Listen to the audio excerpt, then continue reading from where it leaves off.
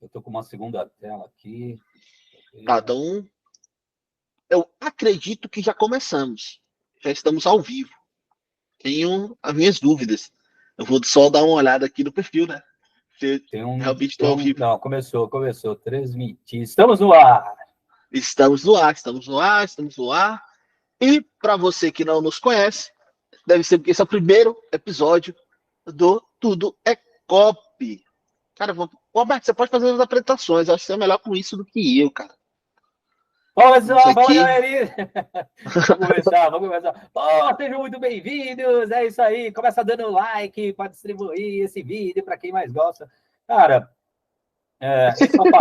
esse é o padrão. Mas, pô, o que a gente quer aqui é, acima de tudo, dar boas-vindas para todo mundo que está chegando ao vivo, todo mundo que vai assistir isso aqui depois, né? E sinalizar que isso tudo é copy. E por que a gente acha que tudo é copy? Por que a gente criou esse programa, né, esse podcast? Porque tanto o Jay quanto eu, e vamos falar sobre nós, daqui a pouquinho vamos nos apresentar formalmente, acreditamos que realmente tudo é copy. Nós vemos copy em tudo, né?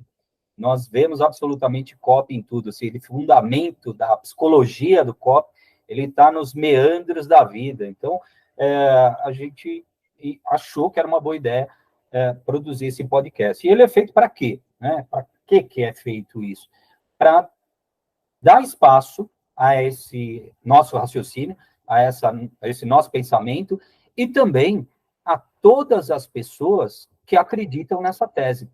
E elas trabalham no mercado digital, na internet, não só como copy, como designers, como gestores de tráfego, como gestores de marketing. Enfim, eles pensam e vivem o marketing, que a gente também vai falar daqui a pouquinho sobre o que é, né? Uma ciência de marketing, é uma ciência de vendas, né? Sobretudo de vendas. Então, a gente quer com isso o quê? Puta, criar um espaço aqui forte, né?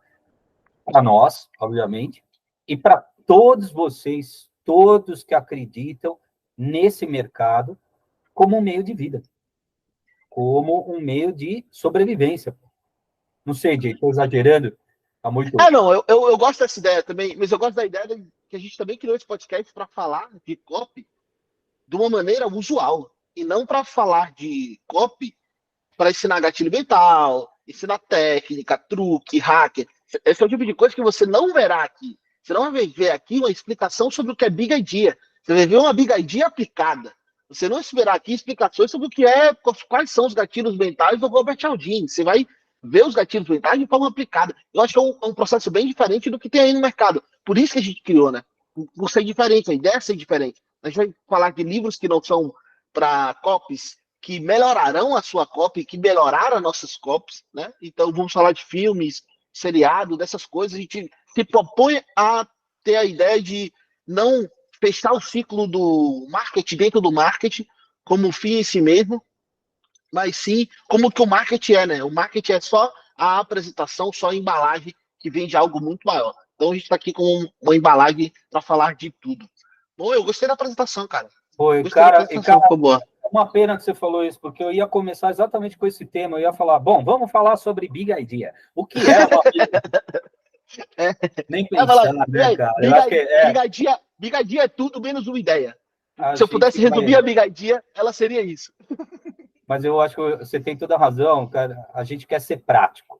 A gente, tá bom, a gente vai falar sobre Big Idea, só que a gente vai estudar um case, a gente vai debater, dissecar, analisar a anatomia, então, do que é uma Big Idea e também, óbvio, qual o processo de criação dela. Porque, sim, cara, você sabe que, aproveitando falando sobre isso, eu já vivi inúmeras situações que a galera se senta numa mesa e fala, tá bom, vamos criar a Big Idea, vai, Big Idea, fica um apontando o dedo para o outro, e, na verdade, todo mundo paralisado, né?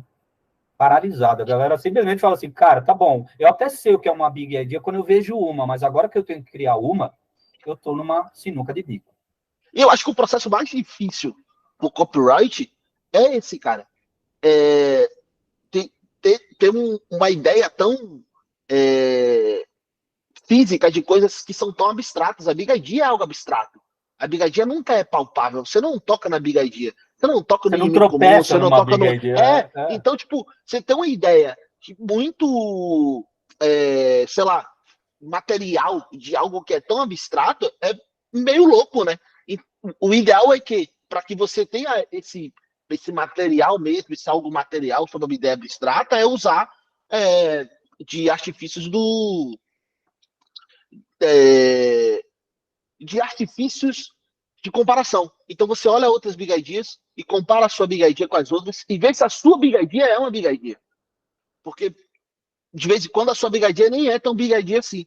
E Big Idea é tudo, vou repetir, Big Idea é tudo menos uma ideia. Tá? Uma ideia é outra coisa, e aí temos que partir para o campo filosófico para falar sobre ideia aqui. A Big Idea não, porque da Big Idea as pessoas acham que é ideia. Mas vamos lá, Roberto. Fala quem é o Roberto, para a gente começar o papo num lugar legal, assim, para já não ir para os próximos pontos, para a gente passar pelos passivos. Quem está chegando aqui agora não te conhece, precisa conhecer o que sobre você para formar uma opinião. Maravilha, eu vou falar, mas, cara, só fechando a questão da Big Idea, acho que, apesar de ser abstrato mesmo, e eu concordo com você, ela precisa de um processo, né, para ser elaborada e criada. Quer dizer, e não é só a Big Idea que precisa, é nós que precisamos, cara. Nós, como seres humanos, né? Tá bom, e é praticamente seguir aquele passo, né? Vou ter uma ideia. Tá bom, como é que eu tenho essa ideia? Como é que eu construo essa ideia? A ideia em si, ela nasce ao longo de dias, semanas, meses, né? Mas você tem que ter um processo. Do contrário, você fica refém do improviso. Você fica refém da inspiração diária. Né? E isso que às vezes ruim. vem, às vezes não. Às vezes vem, às vezes não. Eu acho que a maioria das vezes não vem, cara. Esse negócio de inspiração é um mito, né? Aliás, a gente vai falar de mitos, né? Mas vamos lá, deixa eu me apresentar. Você não chamou a vinheta, cara? Tinha uma vinheta aí, né? Não tem. Tinha? Não. Opa, pegadinha do malandro. Bom, galera, eu sou Roberto de Paiva. Puta, estou aí no marketing digital há 5 anos. Né? Isso depois de uma carreira de 21 anos em outra área do conhecimento, completamente diferente, muito diferente até da minha formação, mas foi aquele momento em que a crise da meia-idade bateu, e bate mesmo, vocês jovens aí, prestem atenção, que ela virá de qualquer forma. Falei, caramba, descobri o marketing. Né? E descobrindo o marketing, eu comecei fazendo de tudo, de absolutamente tudo. Comecei como social media, depois fiz um pouco de gestão de tráfego, e ao longo dessa trajetória eu descobri o copywriting, e o copywriting, eu já gostava de escrever, já gostava de ler, já tinha uma afinidade com escrita.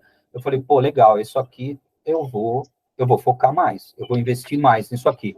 O passo seguinte, muito natural, eu fiz algumas formações, né, e já consegui alguns clientes para atender como copy, e não mais como gestor, não mais como designer, não, designer eu nunca fui, mas como social media.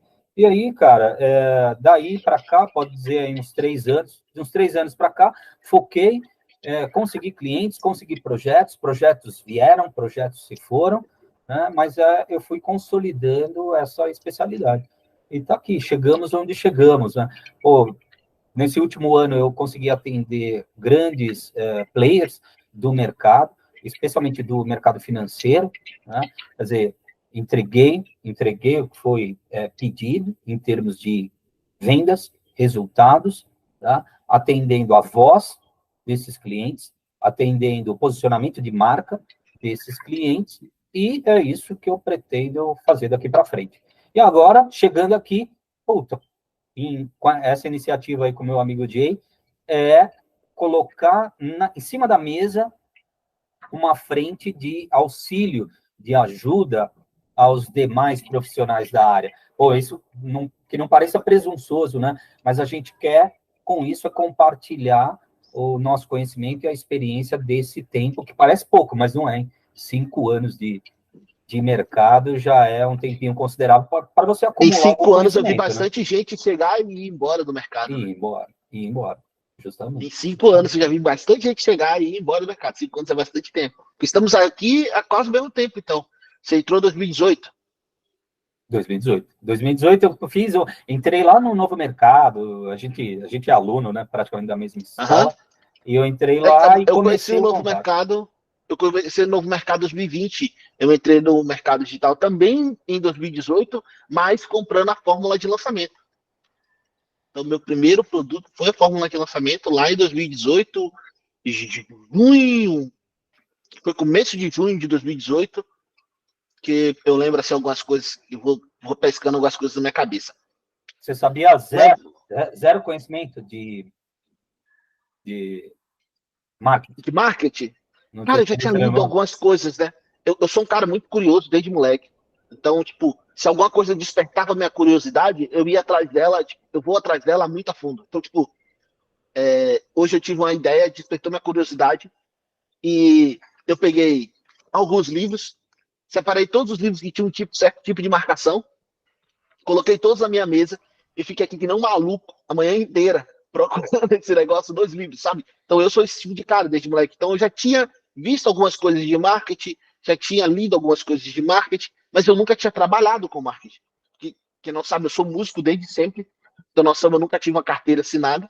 Eu saí de casa ali por volta dos 16 anos de idade e trabalhei com música até ali 2020, começo de 2020, né? De 2018 a 2020 eu levei marketing e música em paralelo. Em 2020 ficou inviável levar música, né? Eu tive uma falência e aí teve pandemia, a gente sabe o que aconteceu em 2020. E aí eu foquei só no marketing, né? E me tornei copyright ali em 2020. Mas de 2018 a 2020 eu era lançador. É o que se chama de lançador. Eu era o lançador é o Severino. Ele é o faz tudo. Ele lá, faz, cozinha. Ele é o Sempre como cara Jay que Santos. amarra. Esse nome Jay Santos vem da fase de música? É, meu nome, é o nome que eu deixei como nome artístico. Porque meu nome é Jaico, né? Então, como era muito difícil as pessoas lembrarem meu nome, eu acabei dando uma encurtada, deixando só a primeira, as duas primeiras sílabas, né? Jai. E aí ficou isso. Eu gosto, meus amigos gostam, e ficou fácil também de falar. Jai que é um pouco mais difícil. Quando a primeira vez que você fala, todo mundo fala, quem? Como? Aí fica Jai, fica mais fácil. Mas foi basicamente assim que eu entrei no mercado digital, né? E como todo mundo que entra no mercado digital, a gente entra com aquele sonho de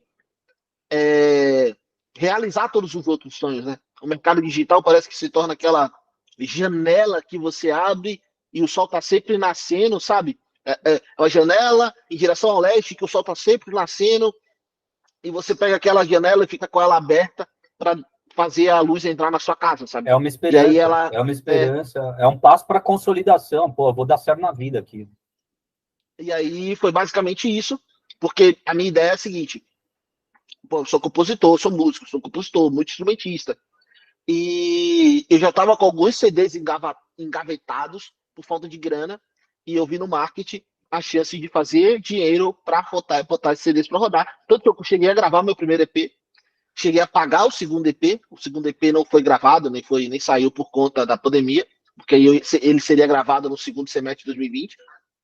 Estou planejando fazer isso ano que vem, porque também tem um monte de coisa para se pagar, mas não é assunto para esse negócio. Só que aí eu percebi que copy já fazia, em 2020, eu percebi que copy já fazia parte da minha vida muito antes de trabalhar com marketing digital. Porque um trabalho que o músico tem que fazer é vender a própria música e se vender. Né? Então você tem que ter um roteirinho para que as pessoas comprem você. Seja você músico freelance, seja você músico autoral, seja você, que tipo de músico você for, você tem que se vender. A roupa que você veste, o instrumento que você compra, o seu comportamento durante, antes e depois do show, tudo isso faz parte da sua copy, da sua página de vendas, do dia a dia, para que você seja contratado de novo ou não contratado. Então, basicamente, foi essa ideia que me veio também quando as coisas começaram a voltar. Eu ainda faço show de vez em quando, muito raramente. Eu me mudei para São Paulo também recentemente, então não tenho muitos contatos por aqui, mas estou me programando para voltar a tocar minha carreira em paralelo ao marketing, porque esse sempre foi o plano, né? Nunca pensei em deixar a carreira de música, não. Cara, mas você falou um negócio aí que é importantíssimo, e é praticamente o nome aí, né, desse podcast. Tudo é copy. Por que tudo é copy? Ora, se copy é vendas, e copy é vendas, né? Já me disseram diversas vezes aí que o copywriter é um vendedor. Ora, se copy é vendas e venda é tudo nessa vida, tudo é copy. A Sim. gente não tem como fugir desse corolário, né? Que até é uma coisa que o pessoal refuta bastante, né? Tem gente que fica irritado com isso. Ah, tudo é copy, qualquer texto que aparece por aí é copy, e é uma verdade. Eu acho E tem que é uma copyright que fica verdade. meio bolado com isso, né? Fica. Tem gente que vai chegar aqui, porque copy não é tudo. Irmãozinho, aprende um pouquinho. Se aquilo ali te vende uma ideia, é copy. Se a pessoa te vendeu uma ideia por meio da retórica, ele foi um bom copyright. Ponto final. Agora, se ele está te vendendo roupa, se ele está te vendendo ideia, se ele está te vendendo, sei lá, um posicionamento político, seja lá o que seja sendo vendido, seja lá, se a pessoa estiver se vendendo para você, né? Aquele bom dia que você manda durante a paquera, né? Aquela conversinha mole que você faz durante a paquera, também é uma cópia, também é se Claro. vender. Então. Se a pessoa entrou na tua cabeça, ela foi copywriter. Né? Uhum. Se ela te convenceu de algo, ela foi copywriter. Não à toa aquele filme lá, o Inception, né, que o pai sempre replica as imagens daquele filme. Ele na verdade, você sabe qual, né? Aquele com o Leonardo Sei qual. DiCaprio. Maravilhoso Ele filme. desce diversos níveis de sonho para plantar uma ideia na cabeça do alvo dele. Né? E a partir daí fazer com que o cara tome decisões acreditando que ele tomou as decisões. Isso é muito doido, porque tem um livro, um dos livros que eu li, eu não vou lembrar, o autor diz: é impossível fazer uma pessoa acreditar no vendedor. Boa afirmação. É impossível. Aí ele diz que é inviável acreditar que uma pessoa acredite em um desconhecido, né? Para vender algo. Como é? É possível que a pessoa acredite em um parente ou amigo que o produto é bom. Agora, é impossível tirar da cabeça de uma pessoa que ele acredita que aquele é o melhor produto. Basicamente, a tradução foi meio bosta, mas é tipo assim, o cara não vai acreditar em ninguém. Mas se ele acreditar que a ideia é dele, é tipo o fã de Ele tem iPhone, sabe? convicção, Que ele ele tem acredita. convicção, claro. O fanboy de iPhone, eu uso iPhone, tá, gente? Mas o fanboy de iPhone, ele acredita que o iPhone é o melhor celular do mundo porque a ideia é dele.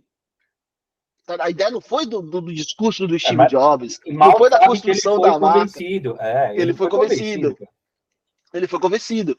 E aí, lógico que a Apple tem um trabalho de marketing maravilhoso para fazer isso, né? Eu vi agora, por mais que o lançamento do iPhone 15 tenha sido marromeno, né, comparado aos outros, né? Mas foi um grande lançamento. As filas esperando o celular são enormes. Né? Então tem um trabalho de marca muito bom aí, desculpa, que deve ser, como é que eu falo? Observado, né? Não dá pra gente pensar, tipo, meu Deus, por que eu compro Colgate e não qualquer outra pasta de dente? Quem viajou para fora do Brasil sabe, você não encontra pasta de dente que você encontra no Brasil lá fora, né? As pastas de dente são de marca diferente. Coca-Cola vai ter em todo lugar, mas você não consegue confiar numa marca que você não viu a propaganda. E Colgate, cara, eu lembro que quando eu era menino, tinha propaganda do Colgate a cada 5 minutos na televisão. Por repetição, né? Por repetição. Aí eu vou no mercado hoje, eu olho todas as pastas de dente, leio tudo e acabo levando sempre Colgate. Não, é o que Sabendo que acontece. é um gatilho mental, né? Sabendo que está mexendo com o meu subconsciente ali. Bom ponto, porque não é porque a gente trabalha com gatilho mental que a gente deixa de cair em gatilho mental. Não é raro você chegar num restaurante e pedir o seu refrigerante preferido, que é Coca, e o garçom fala, só tem Pepsi. Tanto é que isso virou uma propaganda, né? Virou um Virou uma comercial. propaganda. Mas aí Pode ser. você se frustra porque você não vê a Pepsi tão recorrentemente quanto a Coca-Cola. E não sendo bombardeado por essa nova marca, você tem uma objeção, a objeção do acreditar no vendedor. Nesse caso, o vendedor está falando, eu só tenho esse produto. E tem outra coisa também, a Coca ela criou uma memória muito afetiva com o brasileiro, né? Eu não sei se, tipo, isso aqui é assim pro Sudeste, mas lá no Norte e no Nordeste, pelo menos eu cresci na Bahia, né? Sou baiano, sou do interior da Bahia, Feira de Santana, não existe festa e visita na sua casa sem uma Coca-Cola. Se você chegou na casa de alguém, a pessoa compra. O Roberto chegou na minha casa. Minha mãe vai dar um grito. Jaico, compra a Coca-Cola lá que tem visita. Isso é sério. Eu tô falando sério isso. Tô falando Isso muito sério acontecia na isso. minha casa também, cara. Isso é muito sério. Era Tem churrasco, era tem bebida de Coca-Cola. reuniões, né? Tem churrasco, tem Coca-Cola. Tem festa, tem Coca-Cola. Por quê? Porque a Coca-Cola, a propaganda da Coca-Cola, eles não vendem refrigerante. Você não sabe quanto por cento dali é gasificado, quanto por cento daquilo ali é açúcar. Você não sabe nada sobre o produto. Você sabe que abriu a Coca-Cola, você abre a felicidade. É o marketing da marca. Tá aí. Há Bom quantos anos ponto. falando a mesma coisa? É. E aí, então você acredita que a felicidade está ali na Coca-Cola. Chegou alguém na sua casa é feliz, então pega a Coca-Cola. Tem churrasco, o churrasco é feliz, traz a Coca-Cola. Tem festa, a festa é feliz, traz a Coca-Cola. E eu tô falando disso, que é coisa que acontece comigo, tá? Eu Não, raramente não, recebo visita, mas você na casa da minha tá recebo. contando a história de uma geração. Ela foi Aham, convencida a se comportar dessa maneira. sim, sim, E sim. aí E a ideia, é você importante. fala isso pra minha mãe, ela vai dizer: não, não, eu não compro Coca-Cola por isso, não. Eu compro Coca-Cola porque é um refrigerante bom. Porque isso, porque aquilo, ela vai justificar. Ela não vai dizer que é porque ela quer abrir a felicidade para Exato. visita. Cara, você É tem muito razão. bom isso. Você sabe, essa narrativa toda, né, que é copy, a gente não pode negar que é copy, cara, é sobre o que a gente vai falar também, agora, daqui a pouco, né, que é sobre, aí no caso não é só um refrigerante, é mais como um comportamento da humanidade, e foi da humanidade mesmo, ele foi modificado para aceitar o consumo de um produto, o consumo de medicamentos. E eu acho esse assunto muito, muito doido, muito doido, muito doido. Porque agora a gente começou a falar em pessoas viciadas em aspirina e Dorflex, né? Agora, isso é Exatamente. recente. Isso é recente, isso não é de muito tempo, mas há muito tempo tem pessoas que são viciadas em aspirina e Dorflex. Tem gente que não dorme sem aspirina, sem Dorflex. Então, eu acho muito interessante esse assunto, porque até quantos anos atrás a gente não se falava em remédio para tudo, né? Porque meus bisavós provavelmente não tomaram um remédio. Meu avô, para tomar remédio, meu filho era uma briga. O velho era briga para tomar remédio. Por quê? Porque Ele não a tinha o hábito, cultura, não exatamente, tinha. foi criada uma cultura em cima de se tomar remédio, né? E aqui a gente não quer fazer como é que eu posso dizer? Um escrotínio do uso de remédios, tá? Porque a gente não é médico, a gente não vai falar sobre o uso de remédios. Quem tem que saber que se você tem que usar remédio ou não é o seu médico, não a gente. A gente vai falar sobre a campanha, né, de marketing que foi criada para se parar com o uso de medicamentos naturais e se começar e a indústria farmacêutica entrar no mercado de cabeça, né? Porque eu acho que é um começo do século XX, né? Que aconteceu. Explica pra gente mais sobre esse movimento aí que a gente vai falar hoje. Você quer já botar o Deixa slide eu, na tela? Se quiser botar o slide na tela, pode botar o slide na tela. deixa eu botar um slide aqui, que a gente fez uma apresentação, pô, a gente é profissional. Então, deixa eu colocar aqui, ó. Quando você coloca aí na tela, eu quero falar um negócio rapidão aqui. O que acontece? Era para os comentários estarem ativados. E a gente está vendo que vocês estão falando. Mas eu aqui, ó, eu aqui, ó, eu achei que tinha apertado o botão e não apertei os botões para deixar o Você não comentário liberou o ativado. comentário para a E galera? não tem comentário liberado ao vivo. Os comentários só vão aparecer aí quando a gente colocar a live no ar, né? Então, peço desculpas por isso, mas da semana que vem a gente quer conversar com vocês enquanto a live está acontecendo aqui, tá? Beleza? É importante reverenciar a audiência, né, cara? Você sabe, ó, você Exatamente. falou, e é verdade, a gente não quer aqui criar nenhuma animosidade com classe médica, com indústria farmacêutica, longe disso, né? Porque a gente quer colocar um olhar clínico do marketing sobre a Uma campanha, campanha de marketing. essa mudança que foi feita num comportamento do ser humano, né? Do homem, e foi feito com copy. Certo? Agora, tem um Sim, ponto, né? Você falou aí, pô, quem tem que saber se precisa de remédio ou não é o médico. Só que o médico também foi persuadido a adotar o medicamento como solução. Que até então, estamos falando do começo do século XX mesmo, lá para 1918, em que o que dominava era a medicina natural. Os médicos tratavam as doenças que na época vigiam, né, apareciam, com alimentação e estilo de vida. Né? E aí entra o John D. Rockefeller, né? Só lembrando também, pessoal, isso aqui é uma apresentação rápida, né? A gente vai fazer uma anatomia aí do marketing que o Rockefeller produziu para colocar medicamento no mercado, e isso foi inspirado, esse trabalho todo foi inspirado na thread do Dr. João Vitor, lá do Twitter, né? Ele nem sabe que ele está sendo utilizado aqui como case de estudo, mas eu já, de antemão, um agradecimento a ele, se essa live chegar a ele, né? Um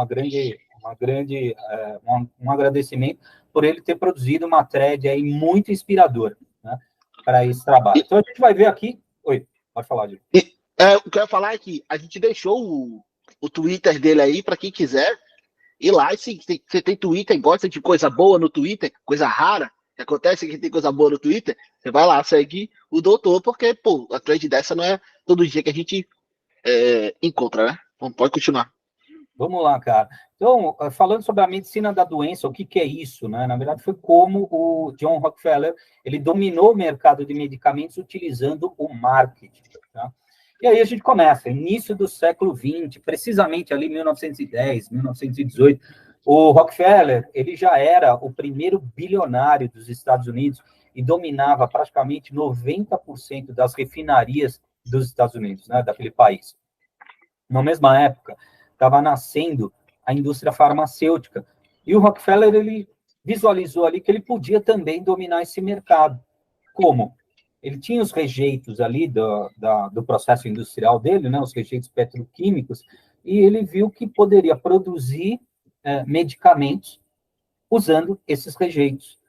Claro, era uma grande oportunidade para ele iniciar um negócio, além do que ele já operava e dominava.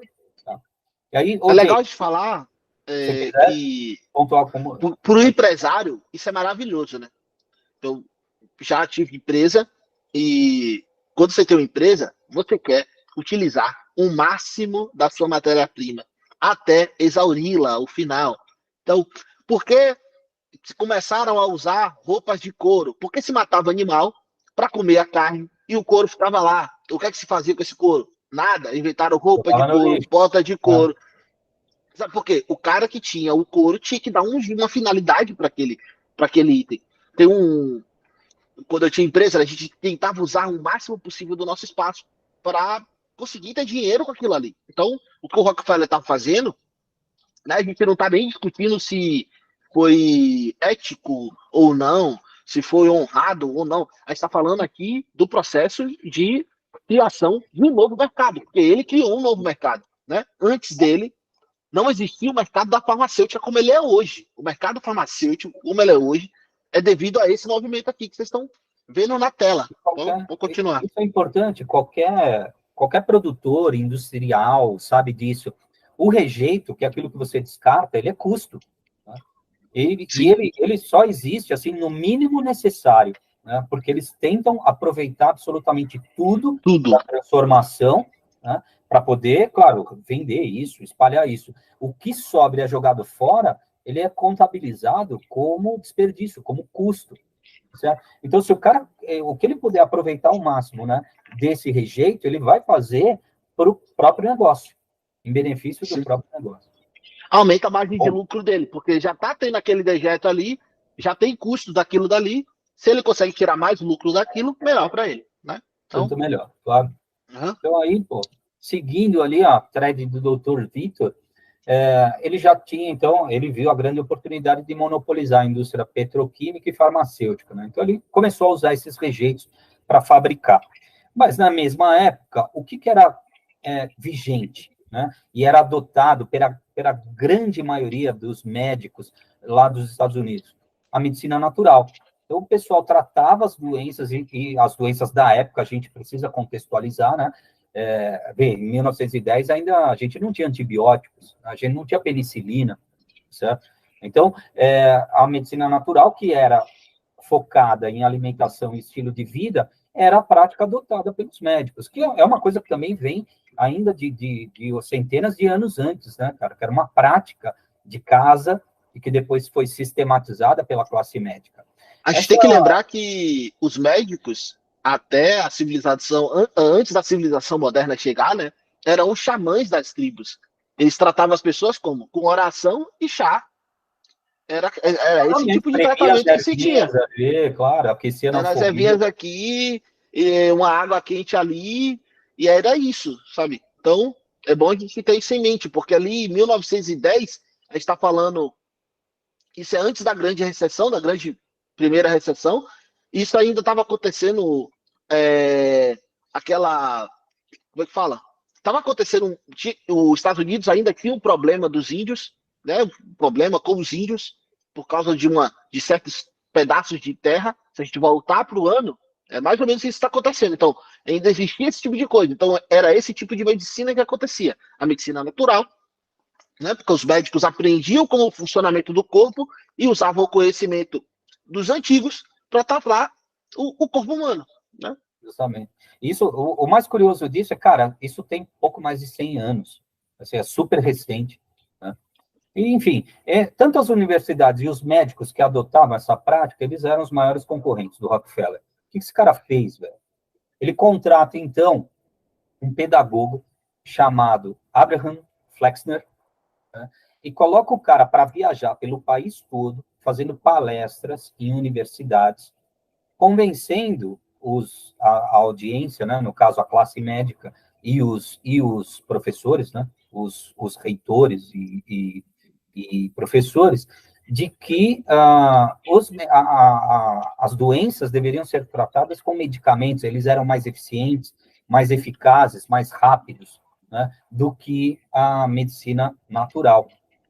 E aí sai o Abraham Flexner pelo país todo, dando essas palestras e coletando dados, né, das reações desses reitores, dessas universidades, reitores, não somente os reitores, os professores e das universidades, para consolidar o trabalho dele. Né? Então, Rockefeller, o que ele faz aqui? Aqui é uma característica legal, né? O cara tinha dinheiro, velho. Ele tinha dinheiro, o que ele faz? Ele banca a validação da tese dele. A tese dele ele já tinha. Eu vou produzir medicamento, a indústria farmacêutica está surgindo, eu vou produzir medicamento com o que eu tenho de rejeito do meu processo produtivo, e agora eu tenho que abrir mercado, eu tenho que criar mercado. Mas antes de sair colocando o produto na rua, eu tenho que validar a minha tese. Ele pega uma autoridade do ramo, um médico, um pedagogo, que sabe ensinar, sobretudo, e fala, agora você vai falar por mim quais são as qualidades, as vantagens e benefícios do meu produto. Cara, pensa como isso é muito doido. Eu estava aqui imaginando, né? Começo do século XX, malha ferroviária americana no talo, né? A construção de malha ferroviária americana estava no seu auge no começo do século XX. Porque naquela época ainda qualquer homem podia comprar um pedaço de terra e construir uma malha ferroviária sobre ele. Então, se eu tivesse um pedaço de terra e quisesse construir uma malha ferroviária em cima daquele pedaço de terra, eu poderia construir, né? E você tem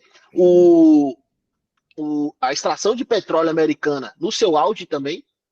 O primeiro bilionário americano olha para tudo aquilo e fala assim, peraí, dá para fazer mais dinheiro com isso. Dá para fazer mais dinheiro. No mínimo esse cara... A motivação foi essa, cara, e não tenha dúvidas. Não tenho dúvidas, não. Ele olhou para tudo isso, para o cenário político da época, né? Você tem vários problemas com tribos indígenas, problema com carne. Os Estados Unidos sempre teve problema com carne, né? Carne vermelha, o consumo de carne vermelha aumentando, a produção reduzindo. Como é que isso vai acontecer? Você tem vários problemas acontecendo naquele momento. Eu gosto de pensar que não dá para se olhar para um fato isolado dentro do tempo sem se olhar o contexto desse fato isolado. Então a gente tem que olhar para o contexto desse fato isolado. A gente está pegando um cara que era bilionário em um país que a malha ferroviária já era maior do que a gente tem hoje. A malha ferroviária do começo do século XX americano era maior do que a malha ferroviária americana de hoje. Tá? Porque durante esse período a malha ferroviária foi regularizada e ela reduziu. Pequenos donos de malha ferroviária acabaram perdendo essas malhas ferroviárias para o Estado, né? Então você tem tudo isso e um cara fazendo a extração de petróleo num país que naquela época ainda não era a maior potência do mundo, né? A gente tem que lembrar também que os Estados Unidos ainda não era a maior potência do mundo naquela época, né? Os Estados Unidos se preparava para ser a maior potência do mundo, né? Os Estados Unidos se torna a maior potência do mundo depois da Primeira Guerra, né? Não tinha avião ainda. não tinha avião ainda, tudo era transporte marítimo. Você pensa que os Estados Unidos se torna a maior potência do mundo depois da Primeira Guerra Mundial. Né? Mas aqui, cara, vale lembrar o seguinte, aqui a gente tem que perceber que tudo começa com uma estratégia. Né? Apesar dele ter descoberto, ó, caramba, beleza, eu vou produzir medicamentos com rejeito de petroquímicos, eu tenho um concorrente meu que vai me impedir de avançar com esse produto no mercado, e eu tenho que abrir esse mercado, eu tenho que convencer as pessoas também de que o medicamento é eficiente, tem vantagens e benefícios. E o meu produto é o melhor caminho, né? Essas pessoas não são só os clientes, né, os pacientes, mas os médicos que vão recomendar. Né? Tanto é que você vê hoje, você tem um profissional aí que chama propagandista, que ele vai lá batendo de porta em porta nos consultórios médicos, fazendo propaganda do próprio remédio e deixa uma amostra grátis com o doutor para que ele recomende, né? Para que ele também distribua aquela amostra grátis para o paciente. Para os seus pacientes. Como teste. Né? Mas aí, isso é muito doido, porque você falou da estratégia e eu ia chegar nesse ponto. Porque o cara olhou para todo esse cenário e falou assim, beleza, o que me falta? Controle de mercado. Não tem um controle de mercado. Para colocar esse produto nas prateleiras, preciso do controle de mercado. Como alcanço? Preciso produzir estudos sobre a eficácia dos meus remédios antes. A gente não está falando do momento. A produção ainda era um problema nessa época. A evolução industrial está chegando, mas ainda não se produzia em larga escala como a gente produz hoje. Né? Hoje a gente não tem mais problemas de produção. Mas o cara olha para todo o cenário e fala assim, beleza, não vou colocar na prateleira ainda. Primeiro, eu vou atacar todo o resto. Eu vou construir a estrutura que tornará o meu produto um único produto viável a ser consumido. E aí ele trabalha nessa estrutura, chamando um cara que era um professor para construir parte disso, e ainda ele faz outra coisa, que eu acho que a gente vai chegar nessa parte, né? Que é influenciar o Congresso Nacional. Isso aí, velho, pelo amor de Deus, cara. Se isso não é genial, eu não sei o que é. Ele tinha influência. O que ele fez? Né? Esse trabalho do Dr. Flexner virou o relatório Flexner. Né? E com isso, ele tinha influência no Congresso Nacional e chegou lá e fez os caras editarem uma lei, promulgarem uma lei para fechar as universidades que ensinavam medicina natural. Então, ele faz aqui é um pouco até vilanesco, né? A gente não quer vilanizar o Rockefeller, mas ele foi vilanesco nisso. Porque ele falou, cara, eu não vou eliminar minha concorrência pela simples competição, pela competição orgânica. Eu vou criar, sim, um artifício para que ela deixe de atuar. Né? E aí, se a gente pensar, também... a concorrência dele era infinita. Porque são remédios naturais. Então, qualquer um podia ter plantado no quintal de casa. Cara, não tinha como verificar, sabe? Então, o que ele fez foi o único método viável para colocar o produto dele nas prateleiras.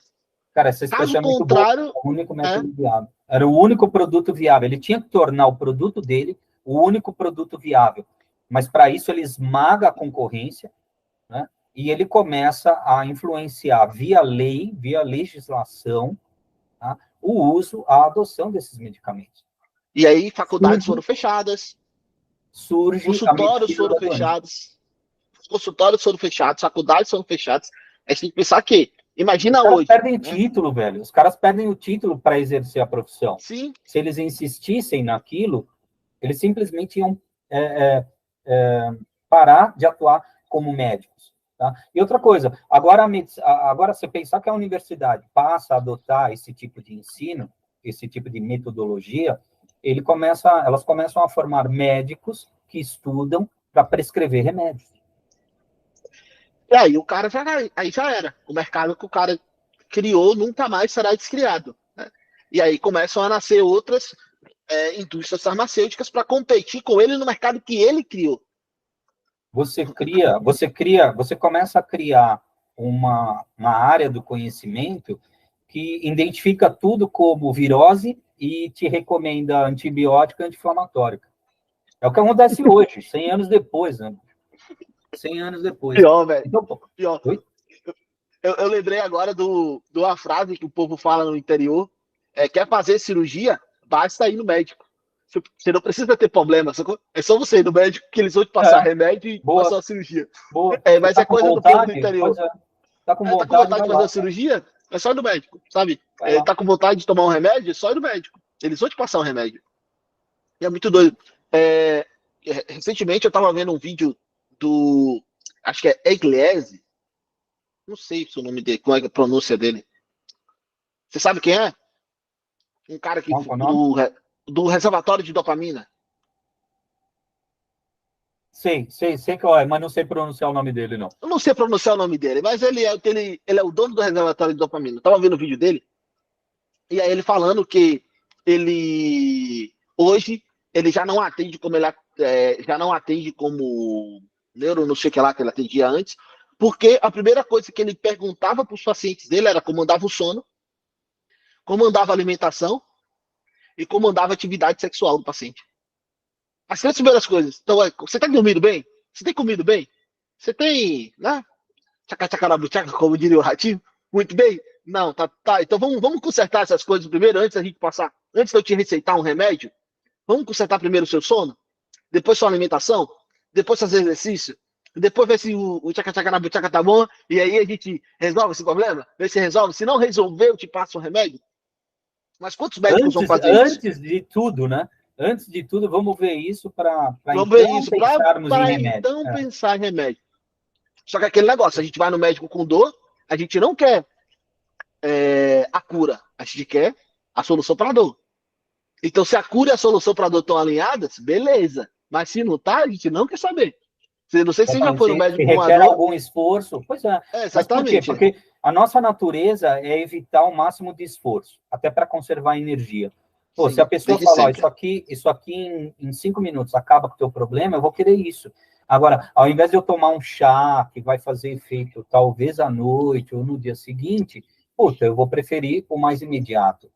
Então, cara, ou então, ao invés de fazer exercício físico, passar 6 meses ainda sentindo a dor, mas daqui a 1 ano você não vai ter o colateral do remédio, sabe?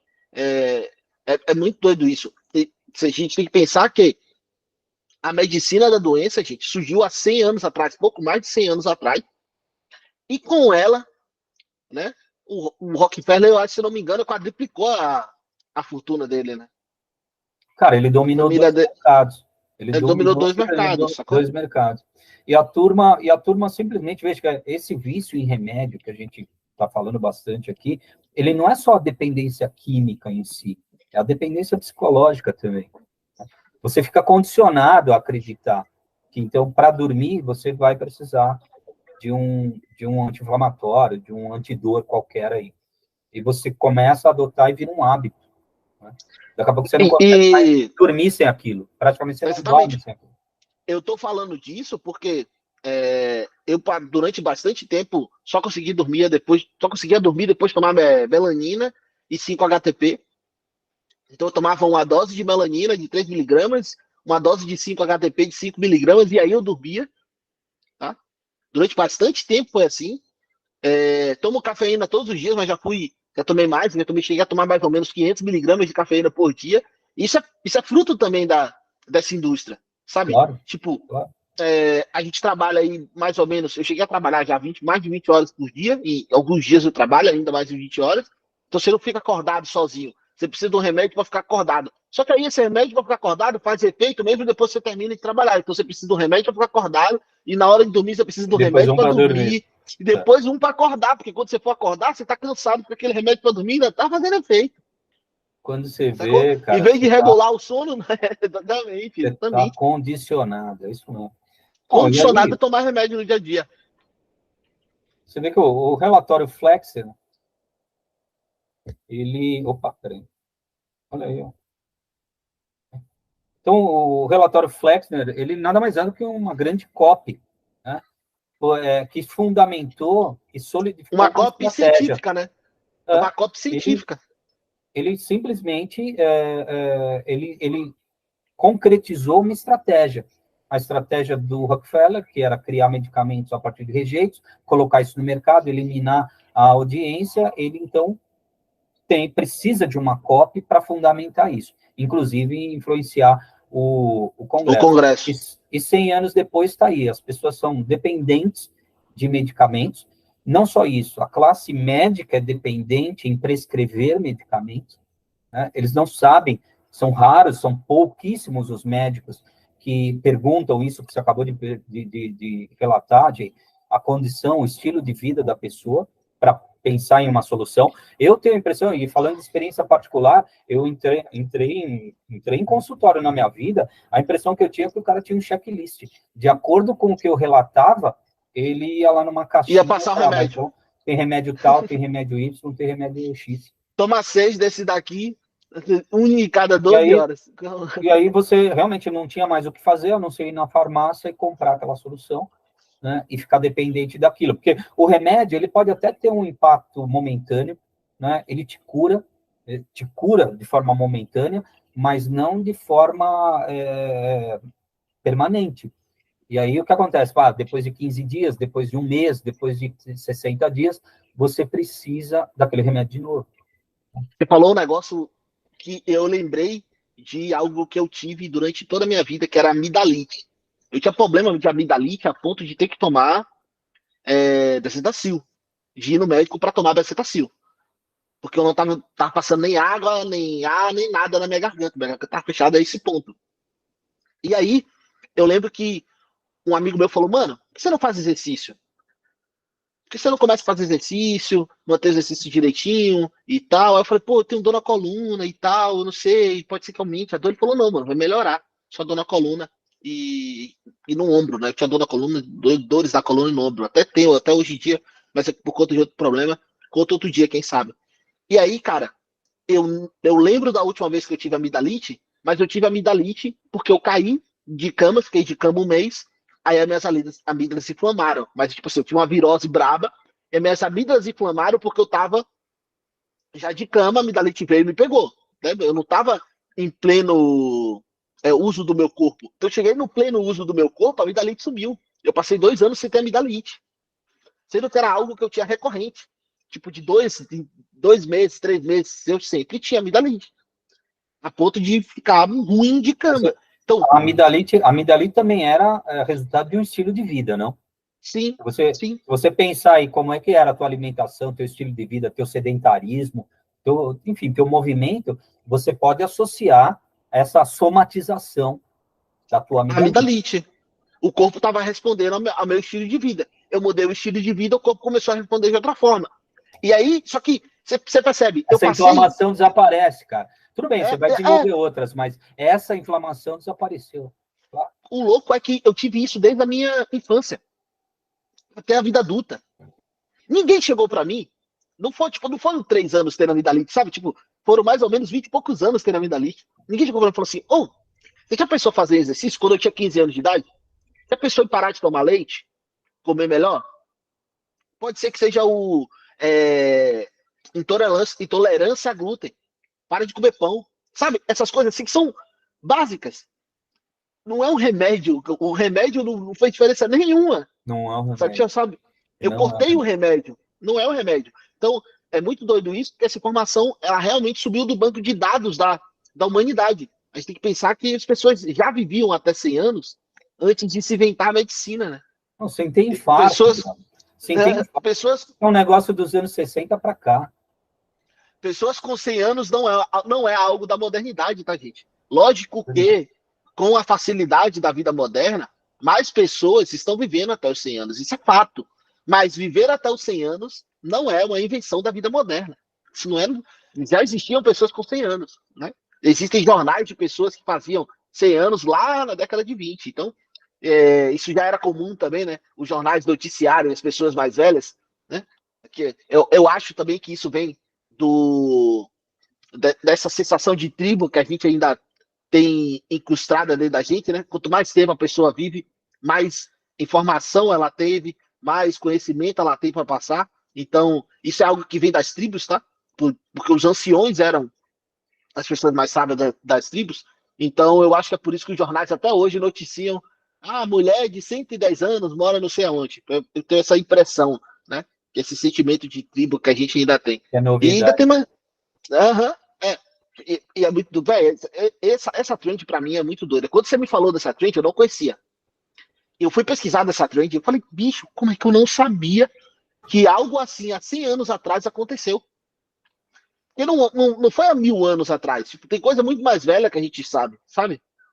Tem coisa muito mais velha que a gente sabe, que a gente tem conhecimento. E a gente não tem conhecimento, para mim, é a maior campanha de marketing do mundo. Porque mudou o mundo, o jeito que o mundo se trata trata as próprias doenças. O mundo trata as próprias doenças desse jeito. Totalmente. A gente não vai entrar aqui, né, porque isso até é um tema sensível, temos que tomar cuidado para o YouTube não derrubar a live, hein, falando nisso, mas a gente viu o que aconteceu aí há 3 anos, né, com a pandemia. Verdade. Você teve uma frente, assim, você teve uma frente querendo impor uma solução, né, e que foi recusada por muitos, mas ela se tornou obrigatória, até para você circular na rua. Para você poder circular na rua, entrar nos lugares, você tinha que apresentar um cartão comprovando que você tomou aquela solução. Agora, puta, o que foi feito? Né? Como é que muito doido, né? Caiu sobre nós? Eu acho que o mais doido nem é isso. Sabe o que é o mais doido? As pessoas pedindo, implorando para serem cobaias. Isso para mim é mais doido. Porque, não, mas elas já estavam programadas a buscar esse tipo de solução. Relatório Flexner tá daí aí, vem a programação, né? Daí vem a programação vem daqui, pô. O camarada falou, eu quero uma solução. Muitos se voluntariaram, né? Outros fizeram fila ali para tomar, verdade. Mas teve gente que negou. Cara, eu tenho amigos que, não só o mesmo amigo, a família inteira não tomou, cara. Não tomou. Eu conheço várias pessoas também. Várias. Eu tomei por minha bolha, né? social. Não, mas falando da nossa bolha, eu tomei por convenção social. Eu queria entrar em alguns lugares, o lugar pedia cartão, e tá bom, então tome, tá aqui o cartão. Agora, eu tomei porque senão não viajava. Eu tomei porque senão não viajava. Senão você não viajava. Então eu tive que tomar. Mas é basicamente isso. Mas virou uma loucura, né? A gente pode olhar para outros lugares também, sabia? A gente pode olhar para os lugares da criança. A gente pode olhar. Você tem filho, seu filho já é um homem adulto, né? Excelente palavra. Virou uma loucura coletiva, cara. Uma loucura coletiva. Mas você pensa assim, você tem filho, né? Seu filho já é um adulto. Pensa em nossos avós e bisavós tratando os próprios filhos. Davam a gripe, dá chá de camomila com isso. Ou vai brincar. Vai brincar. Tá com a garganta inflamada. Não, é bodo com alho. Tá? Chá de bodo com alho. Pode crer, pode crer. E era isso, né? Hoje em dia, se seu filho tem uma tosse, nebulizador, há uns 65 remédios para criança, tudo infantil. Quando a gente era criança, no máximo era biotônico Fantora e aquele negócio que tinha gosto ruim lá, que era de negócio de peixe. Você deve ter tomado isso aí também. Você não tomou? Fígado de bacalhau. Nossa, isso aí. Nossa, aquele negócio era muito ruim. Era suplementação da classe média. Inacreditável. Inacreditável. Você tá vendo? A gente tá falando da nossa bolha, só que a nossa bolha é muito maior do que a gente imagina. Aconteceu com você, aconteceu comigo também. Tomava esse negócio, sabe lá Deus pra quê? E era um negócio horroroso. Eu sei pra quê, você não sabe pra quê, pô? Era pra abrir o apetite, pra gente crescer saudável. Senão a gente não cresceria. Isso é um absurdo. Ficar mais gordo, sabe lá Deus, cara. Que coisa é um absurdo, pô. Biotônico Fontoura era ruim também, tá, gente? Biotônico Fontoura não é esse gostosinho que tem hoje em dia, não. Biotônico Fontoura hoje tá gostosinho. Biotônico Fontoura tinha álcool. Era 5% de álcool, tá? Quem não sabe, a receita com original ovo de pata também, não? Eu tomava aquilo com ovo de pata. Tinha que ser com ovo de pata. Aí você cria uma demanda por ovo de pata também, velho. Não? Você tomava puro? Tomava puro. Na verdade, era isso mesmo. A gente tomava puro de manhã, depois tomava os dentes, e a gente tinha que tomar na frente dos nossos pais, né? Porque senão a gente fingia que tava tomando, que era muito ruim. A gente tomava um negócio que tinha 5% de álcool pra ir pra escola. Até hoje eu não sei exatamente para que servia aquilo. Eu não sei, ficar meio louco.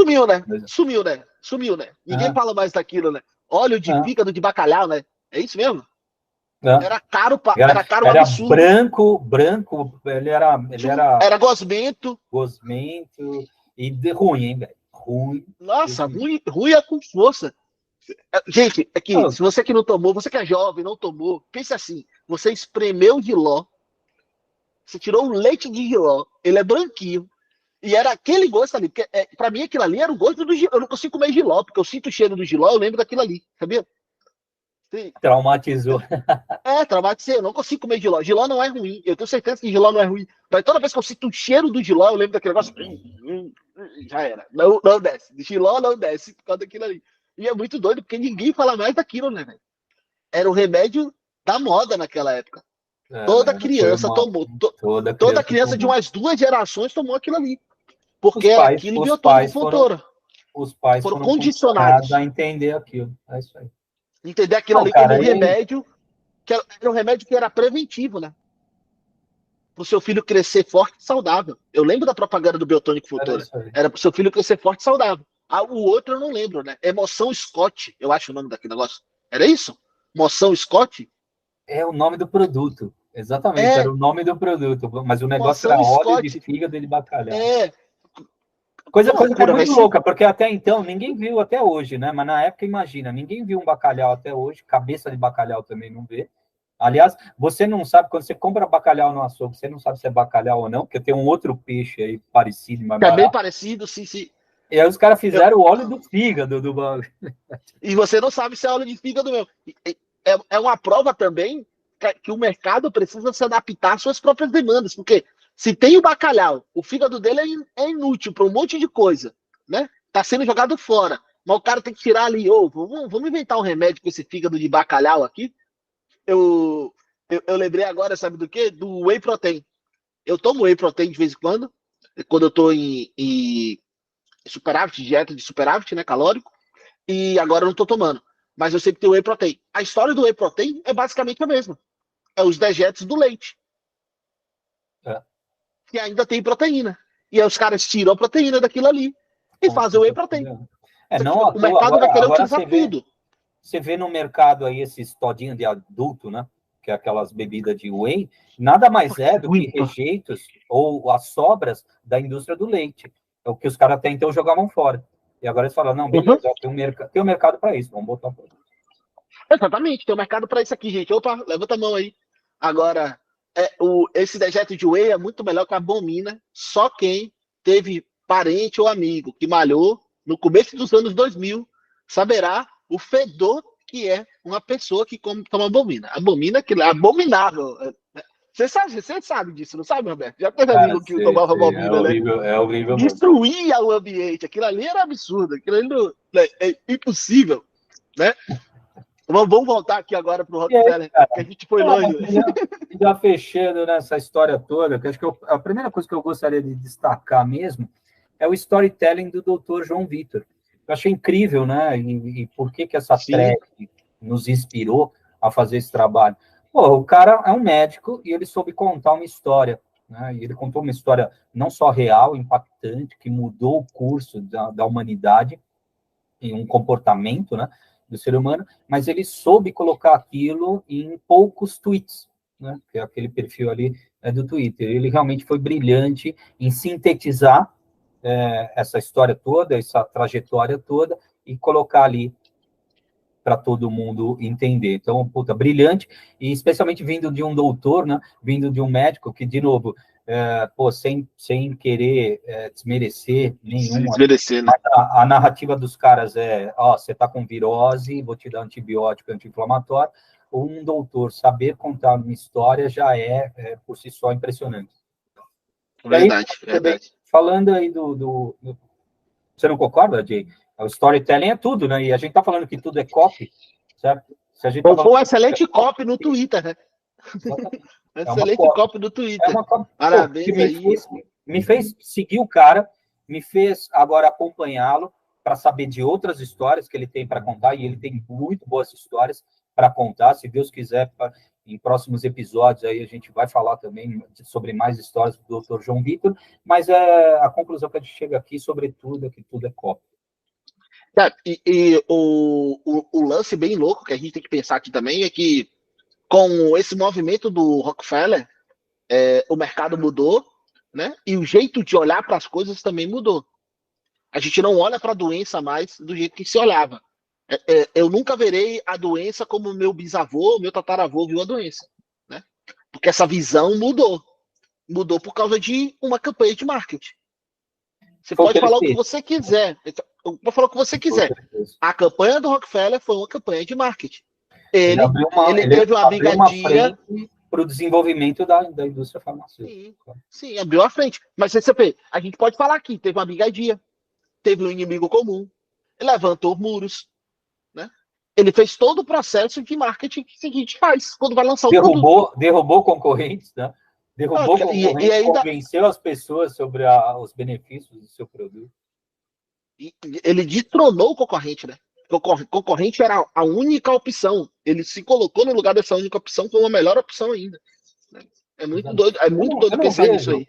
até falando sobre vilanizar ou não o Rockefeller, eu nem vejo que ele esteja errado. Tá? Eu não acho que ele foi errado, não. Ele Eu estava acho que foi pensando uma no negócio genialidade dele. absurda, né? Uhum.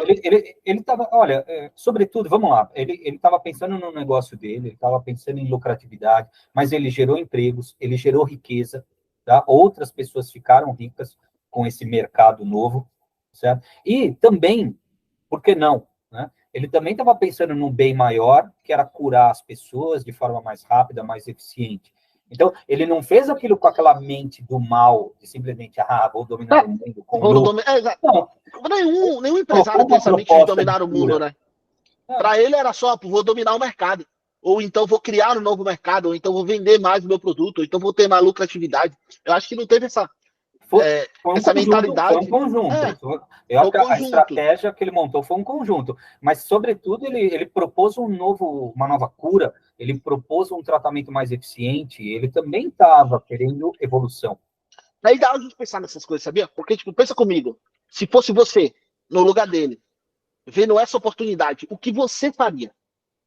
Então, você é o primeiro bilionário americano, o maior produtor de petróleo dos Estados Unidos, você tem um monte de dejetos que você não sabe o que fazer, e você vê a oportunidade de transformar esse dejeto em uma fonte de lucro que, por acaso, pode curar pessoas.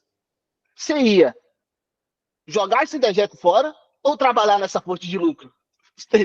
A resposta é bem simples, sabe? Claro. Eu só acho assim, questionável foi a atitude de eliminar o concorrente dessa forma. Né? Então, ele mas eu acho que eliminou... era a única forma dele conseguir. Porque pensa comigo, não tem como. Não tinha como lutar. Não, velho, não tinha como lutar contra a medicina natural. Não tinha. Claro que tinha, não cara. Tinha, cara. Não ele tinha, outros cara. mecanismos ali para convencer as pessoas. Óbvio que tinha. Cara, não tinha. A COP mesmo é. Tá, a gente tá falando de outro que momento. A Coca-Cola fez? A gente não, mas não tinha propaganda do jeito que a gente tem hoje, cara. Criasse uma, bicho. O que ele fez foi lá no Congresso. No começo do século XX, não existia nem jornal. Não existia nem jornal impresso entregue de maneira nacional nos Estados Unidos.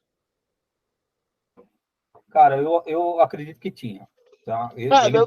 E outra, você não joga xadrez só com a dama. Então, se você está no tabuleiro e perde a dama, você tem que criar imaginações ali para avançar o teu jogo. Certo? Sim. Agora, você chegar lá e pedir para uma lei por influência, né? E eu acho que isso é vilanesco. Por influência, você então, a gente está colocando aqui como se fosse por influência, mas imagina, tá? Que foi por narrativa. Como foi todo o resto aí há 3 anos atrás, sabe? Existiu uma narrativa muito forte. Tem gente que não pensou para falar, não, é isso mesmo, todo mundo tem que fazer isso. Tem gente que não pensou. Tá? Só ouviu a narrativa e falou, cara, é isso, parece mais plausível isso daqui. Porque foi usado da retórica, a retórica foi muito bem usada. Você pensa, ó, eu tenho poder de ir até lá. Mas se minha narrativa vai agariar um maior número de votos ou não, depende do quão boa ela é. Se a narrativa não tivesse sido boa, eu acho que ele não teria conseguido. E, sei lá, posso estar viajando aqui tentando defender o cara. Posso estar trabalhando de advogado do diabo aqui, né? Mas não é. Eu tô tentando olhar o outro ponto da história, sabe? Tipo, olha, eu tô num momento histórico que é o seguinte: não existe meio de distribuição de propaganda nacional além do rádio. O rádio era o único meio de distribuição de propaganda nacional. O que é que passava no rádio todos os dias? Para quem não sabe, a Hora Brasil é uma repetição de algo que acontece nos Estados Unidos desde antes, que era toda a rádio americana, em um certo horário, começava a passar certas coisas da política que aconteciam lá dentro, para as pessoas saberem o que estava acontecendo no Senado, e tal, tá acontecendo na Casa Branca. Era basicamente isso. Então o cara pensou, beleza, qual é o melhor jeito de atingir todas as pessoas do país? Só existe o rádio. Né? A propaganda, e outra coisa, a propaganda, não existia uma rádio nacional, né? Então, se ele fizesse propaganda de rádio, ele teria que fazer propaganda de rádio localizada por todos os Estados Unidos para trabalhar isso. Opa, eu posso chegar até o Senado e falar assim: olha como a medicina natural é perigosa. Qualquer pessoa pode se medicar. Qualquer pessoa pode pegar uma planta e fazer um chá. Isso é perigoso.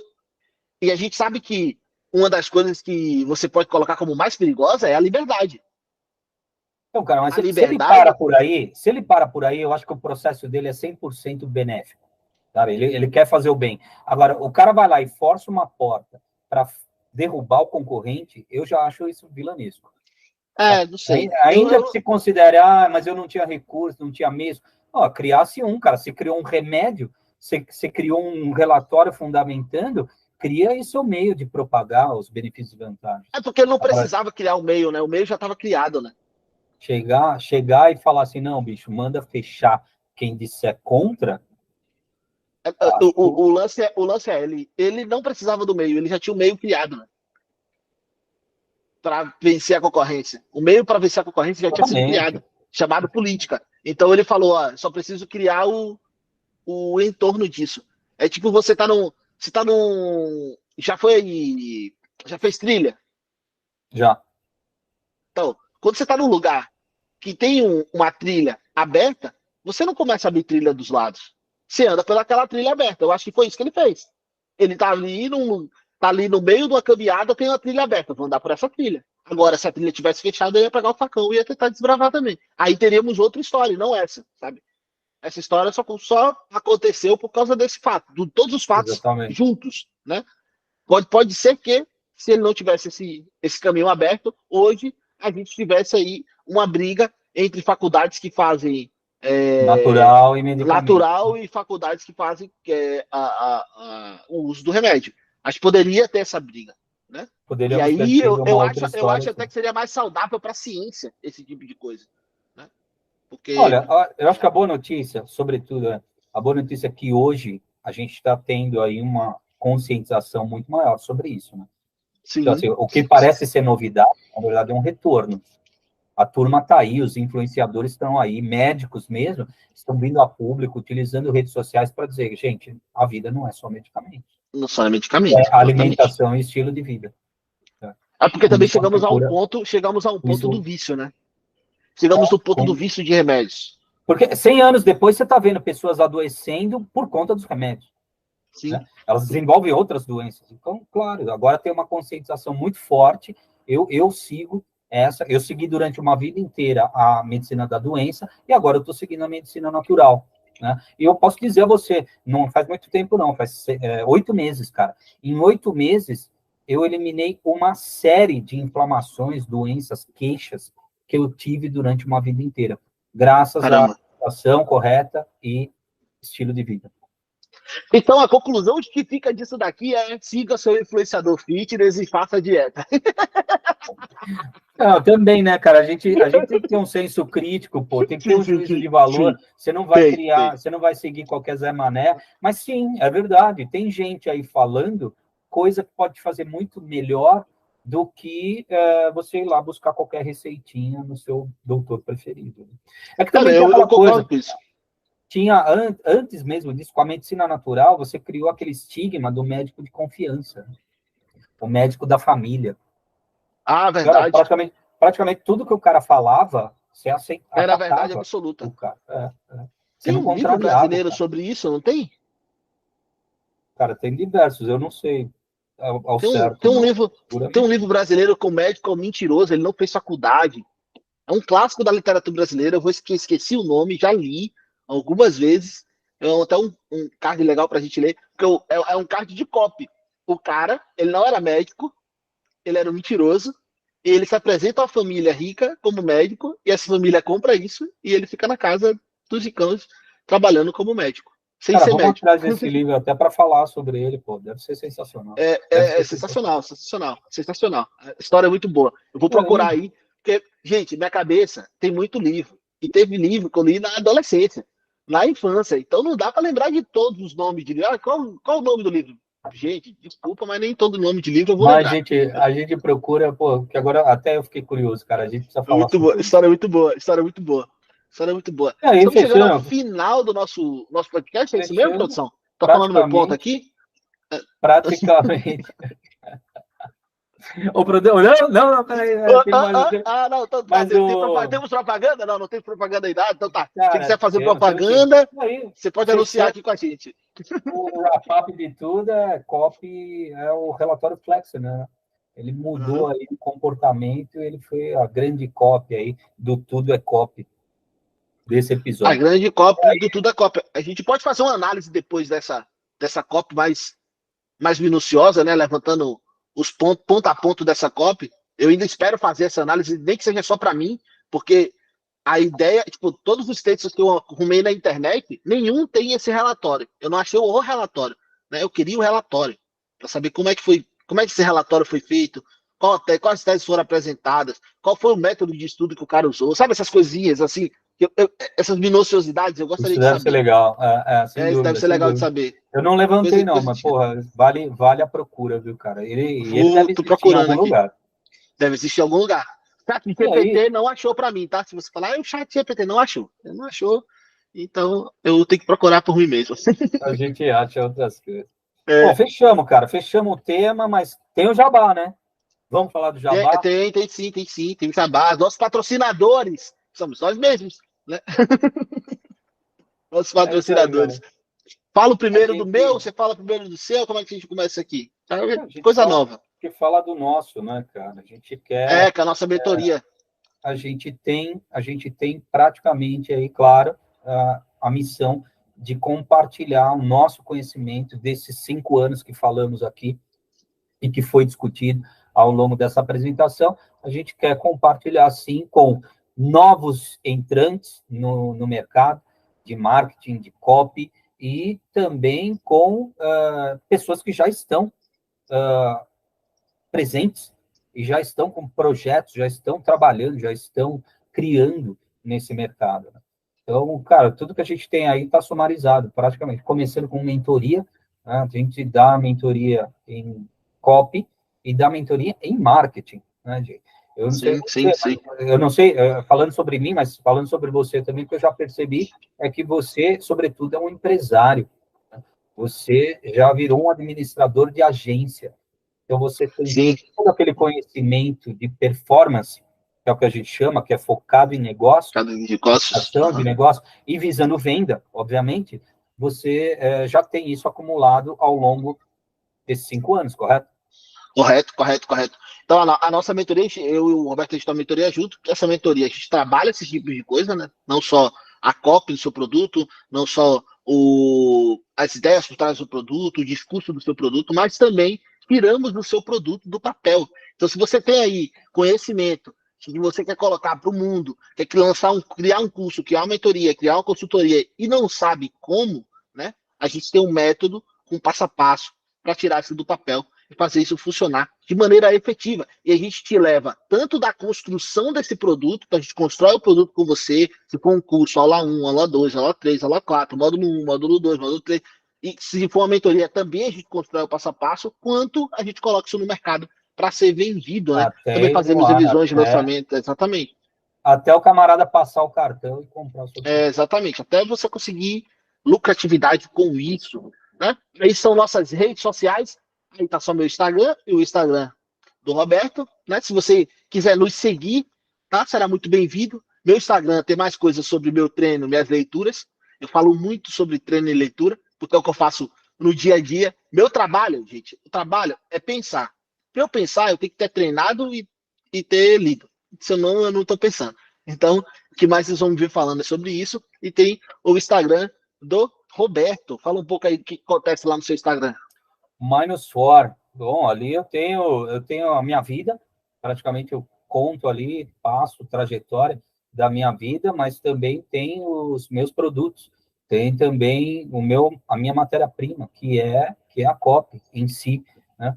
E ali não só no meu, mas no teu também, que de fato é o que a gente está propondo aqui, é o conhecimento em lançamentos e perpétuos, né, que nada mais são do que soluções em vendas para o teu produto, para o seu negócio, que vai projetar o teu negócio, vai escalar o teu negócio, mas eu coloquei antes aqui de forma proposital, até pensei isso um pouco antes da gente começar essa live, né?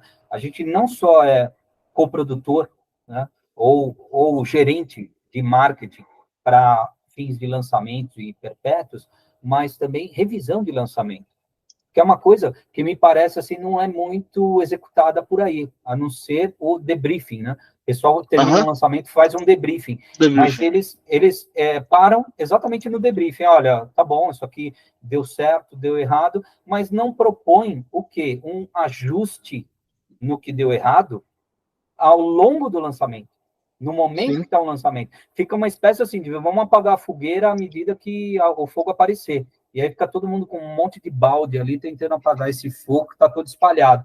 Tá? A gente faz isso também, certo? Ou seja, a gente tem conhecimento para fazer isso também, para analisar o teu lançamento, mesmo ele estando em andamento, tá? E propor ajustes eficazes e ajustes eficientes.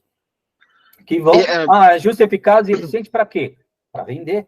Afinal de contas, você tem aí um lançamento e ele é feito para quê? Para vender. Para vender, para vender. Às vezes, um simples ajuste no discurso, na copy, no e-mail, né, no pitch de venda, faz toda a diferença no lançamento. Se você não sabia disso, fique sabendo agora, né? Porque eu já mudei frase, o título da página de venda já mudou o lançamento da minha vida. Né? E se eu não tivesse mudado o título, eu teria tomado um belo prejuízo. Tem uma palavra bonita para isso, Jay, que é otimização. Então vamos usar a otimização. A gente otimiza o seu lançamento. Vamos ser sinceros, a gente otimiza o que você está fazendo bem feito, mas pode melhorar. A gente põe mais feijão no seu arroz com feijão. A gente põe mais cara, não fala muito de comida não, cara. Eu vou fazer minha primeira refeição agora, bicho, para acabar lá. Você é maluco de ficar... Você tá fazendo aquele jejum intermitente? Jejum. Deixa eu parar a apresentação aqui, vai pra gente. Então, gente, muito obrigado por assistir até aqui. Você que gostou desse vídeo, curte, comenta, dá o like, compartilha, faz o YouTube manda para um amigo. Aí. Você que tem um canal de cortes, quiser fazer cortes desse vídeo, você pode fazer cortes desse vídeo. Então você tá liberado aí. A gente só pede 24 horas, tá? Você espera 24 horas para lançar seu primeiro corte. Beleza? Jay, brigadão, cara. Acho que foi para um piloto aí, foi excelente, cara. Um prazer enorme em estar iniciando esse projeto com você. Tá? E quero agradecer também quem nos assistiu, quem vai nos assistir, quem vai assistir os cortes, e que também, bom, deixa o seu like aí para ajudar a gente, né? Deixa o like e compartilha o vídeo para nos ajudar. Valeu? Falou. Um grande abraço. E lembre-se, tudo é copy, tá? Não se esqueça. Não se esqueça. O cara da padaria faz copy. Grande abraço, cara. Até mais. Tchau.